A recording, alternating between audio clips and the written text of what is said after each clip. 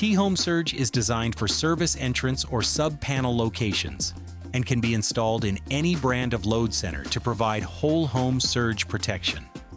Before starting, make sure you have the necessary tools shown here. To begin, use a voltmeter to confirm that all voltages are compatible with the THOMESURGE.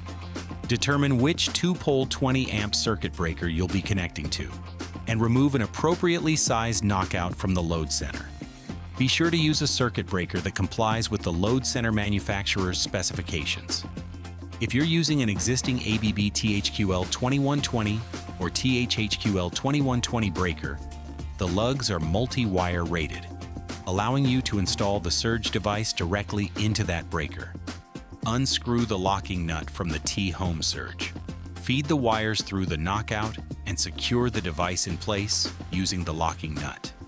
Using wire strippers, cut and strip the wires. Keep the connection between the circuit breaker and the THOMESURGE as short and straight as possible. Connect the white neutral wire from the THOMESURGE to the load center's neutral bar. Then connect the black hot wires to the 2-pole 20-amp circuit breaker.